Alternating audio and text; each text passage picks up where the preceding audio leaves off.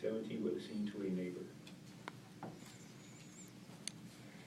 Morgan, have you ever had somebody take your words out of context when you talk to them and it against you?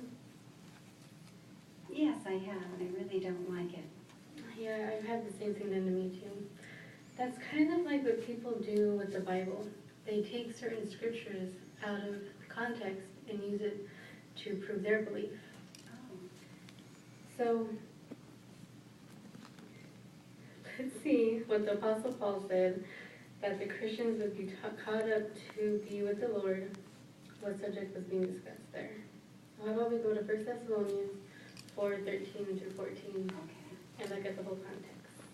You said 1 Thessalonians? Yes.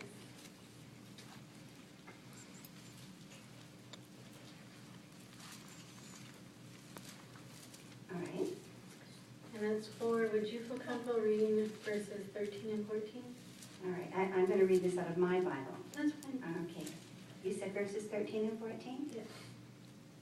And now, dear brothers, I want you to know what happens to a Christian when he dies, so that when it happens, you will not be full of sorrow, as those are who have no hope. For since we believe that Jesus died and then came back to life again, we can also believe that when Jesus returns, God will bring back with him all the Christians who have died. Okay, so what do you think the Apostle Paul is talking about in those scriptures? Well, it says, he's talking about when Jesus returns, those who died back then are going to be brought back to life. Yeah, that sounds like you're about close. Let me read verses 15 through 18.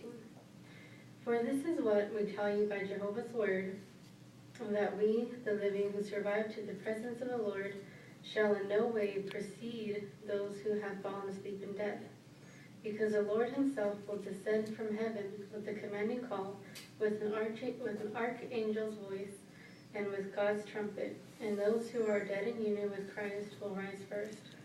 Afterward, we the living who are surviving will together with them be caught away in clouds to meet the Lord in the air. In this we shall always be with the Lord. Consequently, keep comforting one another with these words. So what do you think about all that?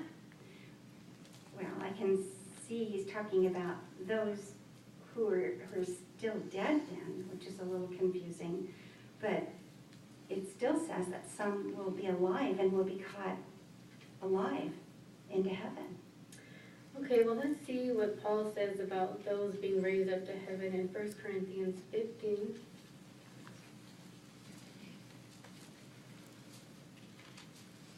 And we're going to look at scriptures 35 and 36 first. And if you feel comfortable, could you read 35 and 36? All right, but someone may ask, how will the dead be brought back to life again? What kind of bodies will they have? What a foolish question. You will find the answer in your own garden. When you put a seed into the ground, it doesn't grow into a plant unless it dies first. Okay, I'll read verse 44. It is sown a physical body, it is raised up a spiritual body. If there is a physical body, there is also a spiritual one. So what is Paul saying what is the Bible saying about what has to happen in order for someone to be raised up to heaven? It says they have to die first. Yeah, so considering all that we've read, do you think that we'll just spontaneously be pulled up alive into heaven? It doesn't sound like it, but that's kind of confusing to me. Yeah, I can understand how that could be. Well, how about we look into what happens when we die? Do you feel like that'd be a comfortable subject for you? Yes, I think Okay. maybe I do need to understand a little bit more.